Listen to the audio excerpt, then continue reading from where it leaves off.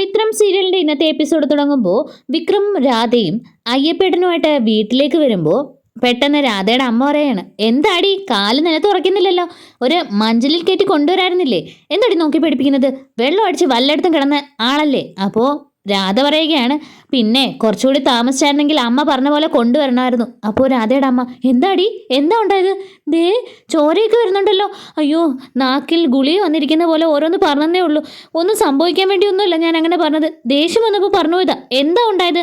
അപ്പോൾ വിക്രം നടന്നതൊക്കെ പറയുമ്പോൾ രാധയുടെ അമ്മ പറയാം, നാളെ തന്നെ ഒരു പോലീസ് കേസ് കൊടുത്താലോ, ഞങ്ങൾ രണ്ട് പെണ്ണുങ്ങൾ മാത്രമുള്ള വീടല്ലേ ഇത്, ഇനി അവന്മാരെന്തെങ്കിലും പ്രശ്നത്തിനായി വന്നാലോ, എനിക്കാകെ പേടിയാ, എന്തായാലും ഒരു കേസ് കൊടുത്തേക്കാം. അപ്പോൾ വിക്രം പറയുകയാണ്, എന്തായാലും അയ്യപ്പേട്ടന് ബോധം വരട്ടെ, ഞാൻ ഇറങ്ങുവാന്ന് പറഞ്ഞ് വിക്രം അവിടെ നിന്ന് പോകുമ്പോൾ രാധ പുറകെ ചെന്നിട്ട്, വിക്രമേട്ടാ താങ്ക്സ്, ഞാനൊരു കാര്യം ചോദിച്ചോട്ടെ, അധിക പ്രസംഗമാണോ എന്താണെന്നൊന്നും എനിക്കറിയില്ല, പക്ഷെ ചോദിക്കാതിരിക്കാനും പറ്റുന്നില്ല. വിക്രമേട്ടൻ ഇഷ്ടമില്ലാതെ കെട്ടിയ ആ താലിയും കൊണ്ട് ഒരുത്തി വീട്ടിൽ വന്ന് നിൽപ്പുണ്ടല്ലോ വേദ, പക്ഷേ ഞാൻ അങ്ങനെ അധികാരം കാണിച്ച് വരികയോ അവിടെ കയറി താമസിക്കാനോ ഒന്നും വരില്ല. എൻ്റെ കഴുത്തിലും വിക്രമേട്ടൻ ഒരു താലി കെട്ടിത്തരണം.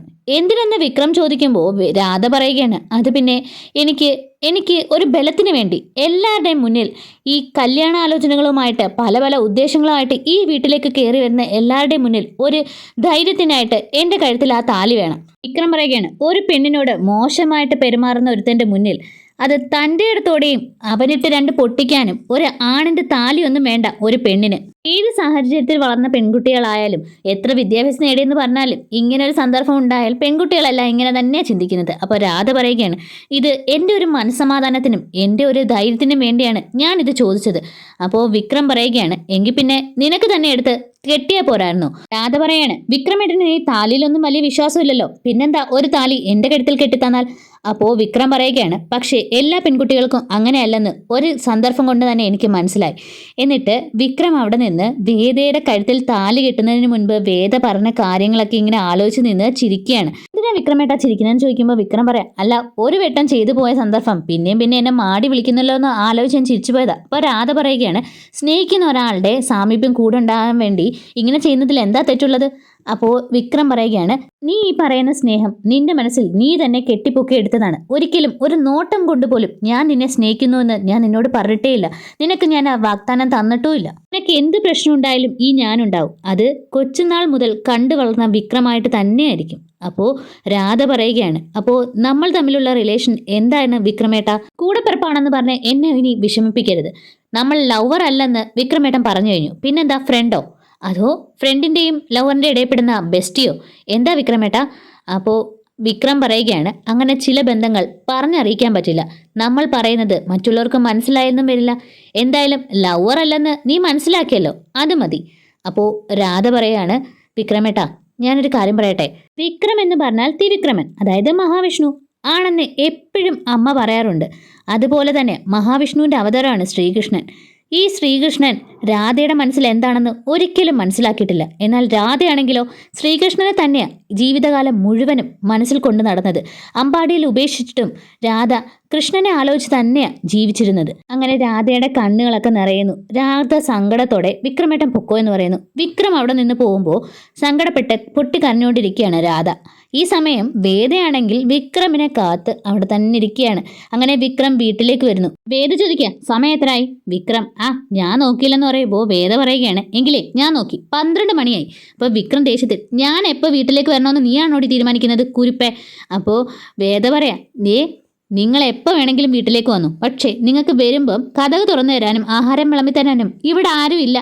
അപ്പോൾ വിക്രം പറയാം, നിന്നോട് കാത്തിരുന്ന് വിളമ്പിത്തരാൻ ആരാ പറഞ്ഞത്, എൻ്റെ അമ്മയുണ്ട്. അമ്മേ. ഇത് കേട്ട് വേദ പറയുകയാണ്, അമ്മയൊക്കെ ഉറങ്ങിയിട്ട് കുറേ നേരമായി. അപ്പോൾ ഞാൻ വരാതെ ഉറങ്ങിയോ എന്ന് വിക്രം ചോദിക്കുമ്പോൾ വേദ പറയാം, നിങ്ങൾക്ക് നാണോ ഇല്ലേ ഇങ്ങനെ പറയാൻ, അമ്മയ്ക്ക് പ്രായമായി, അമ്മയ്ക്ക് ഷുഗർ പ്രഷർ എന്ന് പറഞ്ഞ് കുറേ ഗുളികളുണ്ട് കഴിക്കാൻ, ഇങ്ങനെയുള്ള ഒരു അമ്മയെ ഉറങ്ങാതെ കാത്തിരിക്കണമെന്ന് പറയുന്നതേ നല്ല സ്നേഹമുള്ള മകന് പറയുന്നതല്ല, അത് ഒരുതരം ക്രൂരതയാണ്. തല്ലും തലകുളിച്ച് നടക്കുന്ന നിങ്ങൾക്ക് അത് പറഞ്ഞാൽ മനസ്സിലാവില്ല. അമ്മയ്ക്ക് അത് ശീലമായി പോയെന്ന് വിക്രം പറയുമ്പോൾ വേദ പറയാം, ശീലമായതല്ല ശീലമാക്കിയതാ നിങ്ങൾ, ഇനി മുതൽ അത് പറ്റില്ല. അമ്മ കുറച്ച് തീരുമാനങ്ങളൊക്കെ എടുത്തിട്ടുണ്ട്, ഇനി നേരത്തെ ഭക്ഷണം കഴിക്കും, നേരത്തെ ഉറങ്ങും. അപ്പോൾ വിക്രം ചോദിക്കുക, ആരാ, അമ്മയോ. അപ്പോൾ വേദ പറയാം, അതെ, നാളെ തന്നെ അമ്മയോട് ചോദിച്ചു നോക്ക്, പിന്നെ ആരെങ്കിലും കാത്തിരുന്ന് ഇങ്ങനെ വിളമ്പിത്തരണമെന്നുണ്ടെങ്കിൽ. അപ്പോൾ വിക്രം അടുത്തേക്ക് എന്നിട്ട്, ഉണ്ടെങ്കിൽ വേദ പറയാം, അയ്യടാ അങ്ങനെ വിളമ്പി തരാനും കാത്തിരിക്കാനും എന്നെ കിട്ടൂല. അപ്പോൾ വിക്രം പറയാം ആ പൂതി എനിക്ക് ഇല്ലതാനും. വേദ പറയാം എങ്കിൽ പിന്നെ നാളെ മുതൽ നേരത്തെ വന്നിട്ട് ആഹാരം കഴിക്കണം, ഇല്ലെങ്കിലേ പട്ടിണി അടക്കേണ്ടി വരും. എന്നിട്ട് വേദ വിക്രമിനെ മൊത്തത്തിലൊന്ന് നോക്കിയിട്ട് പോക്കറ്റൊക്കെ കീറിയിട്ടുണ്ടല്ലോ, നേരത്തെ മൊത്തം ചെളിയുണ്ട്, ഇന്ന് എവിടെയാ തല്ലാൻ പോയത്? അപ്പോൾ വിക്രം പറയാം ഓഹോ നീ ചോദിക്കുന്നതിനെല്ലാം മറുപടി പറയണോ? എനിക്ക് ഒന്നാമത് വിശന്നിട്ട്. അപ്പോൾ വേദ പറയാം വിശക്കുന്നെങ്കിൽ അത് ആദ്യം അങ്ങ് പറഞ്ഞാൽ പോരെ, പോയി കുളിച്ചിട്ട് വാ, ഞാൻ ആഹാരം വിളമ്പിത്തരാം. അപ്പം വിക്രം പറയാം കുളിക്കുന്നോ? അത് നിന്റെ കൽപ്പനയാണോ? ഇല്ലെങ്കിലോ? അപ്പോൾ വേദ പറയാം വല്ലവരെയൊക്കെ തല്ലിയിട്ട് വന്നതല്ലേ, ഈ നാറ്റം കൊണ്ടുപോയിരുന്ന ആഹാരം കഴിക്കണ്ടെന്ന് വിചാരിച്ചിട്ടാ. വിക്രം സ്വയം മണത്തിട്ട് നാറ്റമുണ്ടോ? അപ്പോൾ വേദ പറയാം മണക്കണ്ട, നാറ്റമുണ്ട്, അതുകൊണ്ട് തന്നെയാണ് പറഞ്ഞത്. അപ്പോൾ വിക്രം പറയുകയാണ് നീ അങ്ങനെ വിളമ്പി തരണ്ട, എനിക്കറിയാം എൻ്റെ വീട്ടിൽ നിന്ന് വിളമ്പി കഴിക്കാൻ. എന്നിട്ട് തുണി എടുത്തുകൊണ്ട് പോയി കുളിക്കാനായിട്ട് പോകുന്നു. വേദയാണെങ്കിൽ ചിച്ചുകൊണ്ട് അടുക്കളയിലേക്ക് പോകുന്നു. അങ്ങനെ വിക്രം കുളി കഴിഞ്ഞ് വരുമ്പോൾ വേദ പറയാം ഇതിനുള്ളിൽ കുളിച്ചു കഴിഞ്ഞോ? ഇതെന്താ കാക്കക്കുളിയാണോ? അപ്പോൾ വിക്രം പറയുകയാണ് എന്താ അതിൻ്റെ കണക്ക് ഞാൻ നിന്നോട് ബോധിപ്പിക്കണോ? വേദ പറയാം ഒന്ന് പതുക്കെ, ഉറങ്ങുന്നവരെങ്കിലും ഉറങ്ങിക്കോട്ടെ. വിക്രമാണെങ്കിൽ തനിയെ ചെന്ന് ചോറെടുക്കുന്നു. എന്നിട്ട് കറി അവിടെ എല്ലാം ഇങ്ങനെ തപ്പി നടക്കാണ്. എന്നിട്ട് പറയാം ഇതിനകത്ത് ഒഴിക്കാനൊന്നുമില്ലേ? വേദ പറയാം എന്താ നിങ്ങളുടെ വീടല്ലേ, നിങ്ങൾക്ക് എവിടെ കറിയാ ഇരിക്കുന്നതെന്ന് നിങ്ങൾക്ക് അറിയാൻ പറ്റില്ലേ? അപ്പോൾ വിക്രം പറയുകയാണ് ഇവിടെ അങ്ങും കാണുന്നില്ല. അന്നേരം വേദ പറയാം ഇപ്പം എന്താ വേണ്ടേ, ഞാൻ കറി എടുത്തു തരണോ? നിങ്ങൾ തന്നെയല്ലേ പറഞ്ഞത് ഞാനൊന്നും എടുത്തു തരണ്ടാന്ന്. അപ്പോൾ വിക്രം പറയാം അല്ല അറിയാമെങ്കിൽ പിന്നെ എടുത്ത് തന്നൂടെ? വേദ പറയാം എങ്കിൽ പിന്നെ ആ ചോറുമായിട്ട് അവിടെ ചെന്നിരിക്കേ. വേദയും പുറകെ ചെന്നിട്ട് ഇങ്ങനെ ആലോചിച്ച് നിൽക്കുന്നു. വിക്രം പറയാം കറി എവിടെ? അപ്പം വേദ അത് പിന്നെ കറി എവിടാ വെച്ചെന്ന് ഞാനിന്ന് ആലോചിക്കട്ടെ, എന്നിട്ട് എടുത്തു തരാം. ഈ വിക്രമിനാണെങ്കിൽ വേദയിനെ കാണിക്കുന്ന ദേഷ്യം വരുന്നുണ്ട്. വേദ പതിയെ ചെന്ന് ഓർമ്മ വന്നു. എന്നിട്ട് കറി എടുത്തുകൊണ്ട് വരുന്നു. വിക്രമാണെങ്കിൽ ആക്രാന്തത്തിൽ ഇങ്ങനെ ചോറ് വാരി കഴിക്കുകയാണ് കറിയൊക്കെ ഒഴിച്ച്. അപ്പോൾ വേദ പറയാം ഇതെന്താ ആർത്തി മൂർത്ത് ഗുണ്ടയായതാണോ? സൗണ്ട് കേൾപ്പിച്ച് വിക്രം കഴിക്കുമ്പോൾ വേദ പറയുകയാണ് ഇങ്ങനെ കഴിക്കുന്നതേ സംസ്കാരത്തിന് ചേർന്നതല്ല. അപ്പോൾ വിക്രം പറയാം അങ്ങനെ ഞങ്ങളിങ്ങനെ ശീലിച്ചു പോയി, ഇനി അത് മാറ്റാനും പോകുന്നില്ല, എനിക്ക് കുറച്ച് സംസ്കാരം കുറവാണ്. അപ്പോൾ വേദ പറയുകയാണ് അത് തന്നെയല്ലേ ഞാനും പറഞ്ഞത്. വിക്രം പറയാം നിങ്ങൾ പണക്കാർ വീട്ടിൽ കഴിക്കുന്ന പോലെ ഇങ്ങനെ പതുക്കെ കഴിക്കാനൊന്നും എന്നെ പറ്റില്ല, ഇങ്ങനെ കുഴച്ച് കഴിക്കാനേ എന്നെ കൊണ്ട് പറ്റൂ. അപ്പോൾ വേദ പറയാം ഇത്രയും നേരമായിട്ട് ഞാൻ കഴിച്ചോന്ന് ചോദിച്ചില്ലല്ലോ. വിക്രം പറയാം വേണമെങ്കിൽ വിശക്കുമ്പോൾ എടുത്ത് കഴിക്കണം. വേദ പറയാം അപ്പോൾ എന്നോട് കുറച്ച് സ്നേഹമൊക്കെ ഉണ്ടല്ലേ? വിക്രം പറയാം ജഡ്ജിയുടെ മോളായാലും പിച്ചക്കാരിയായാലും ഞങ്ങൾക്ക് ഒരേപോലെ, അല്ലാതെ നിന്നെ കെട്ടിലമ്മയാക്കിയതല്ല. വേദ പതിയെ വിക്രമിന്റെ അടുത്തിരുന്ന് വിക്രം കഴിക്കുന്നതിന് നോക്കിയിരിക്കുന്നു. അപ്പോൾ വിക്രം പറയാം മനസ്സമാധാനമായിട്ടൊന്ന് കഴിക്കാൻ സമ്മതിക്കും, ഇവിടെ നിന്ന് പൊക്കൂടെ? വേദയാണെങ്കിൽ ദേഷിച്ച് അവിടെ നിന്ന് പോകുന്നു. അടുത്തതായിട്ട് കാണിക്കുന്നത് ഹർഷന്റെ അമ്മ ഹർഷനോട് പറയുകയാണ് വർഷയെ നാളെ തന്നെ കൂട്ടിക്കൊണ്ട് വരണം, ഒരു ജോത്സ്യനെ കണ്ടപ്പോൾ നാളെ നല്ല സമയം എന്ന് പറഞ്ഞത്. അപ്പോൾ ഹർഷൻ പറയാണ് അമ്മയെ ഇങ്ങനെ ജോത്സ്യമൊക്കെ നോക്കി തുടങ്ങിയോ? അപ്പോൾ അമ്മ പറയുകയാണ് അത് പിന്നെ അവിടെ ഉള്ളവർ പറയില്ലേ എന്തെങ്കിലും പ്രശ്നം ഉണ്ടായാൽ, അതുകൊണ്ട് നാളെ തന്നെ കൂട്ടിയിട്ട് വരണം. അപ്പോൾ ഹർഷൻ പറയാണ് എന്തായാലും ഞാൻ ഉച്ചവരെ ഫ്രീയാണ്, ഞാനും വരാം, പിന്നെ എനിക്ക് ദീപ്തി ഒന്ന് കാണാമല്ലോ.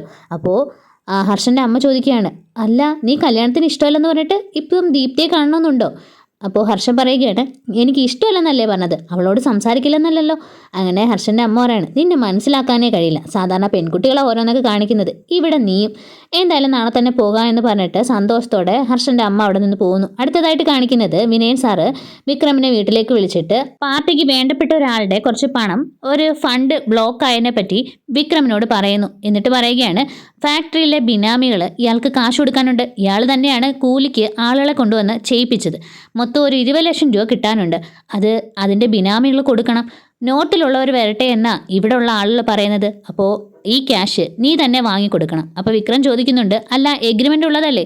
അപ്പോൾ വിനയൻ സാർ പറയുന്നുണ്ട് എഗ്രിമെൻ്റ് ഉണ്ടെങ്കിലും കൊണ്ടുവന്നിരിക്കുന്ന ബംഗാളികൾ അവരുടെ അഡ്രസ്സ് പോലും കൃത്യമായിട്ട് അറിയില്ല, പിന്നെ കേസിന് പോകാനൊന്നും പറ്റില്ല, പിന്നെ നീ തന്നെ ഇത് കൈകാര്യം ചെയ്യണമെന്ന് ഞാൻ പറഞ്ഞത്, ഇതിൻ്റെ ബിനാമിയായിട്ട് നിൽക്കുന്നത് നീ കല്യാണം കഴിച്ച് കൂട്ടിക്കൊണ്ടുവന്ന പെൺകുട്ടിയുടെ ആങ്ങളെയാണ്, അതുകൊണ്ടാണ് നിന്നെ ഇൻവോൾവ് ചെയ്യിക്കുന്നത്, എറിയാൻ കിട്ടിയ അവസരം കളയണ്ടല്ലോ. അപ്പോൾ വിക്രമാണെങ്കിൽ ഒന്നും മിണ്ടാതെ നിൽക്കുന്നു. ഇവിടെ വെച്ചാണ് എപ്പിസോഡ് അവസാനിക്കുന്നത്. ആദ്യമായിട്ട് ചാനൽ കാണുന്നവർ സബ്സ്ക്രൈബ് ചെയ്ത് സപ്പോർട്ട് ചെയ്യാൻ കൂടി മറക്കരുത്. താങ്ക്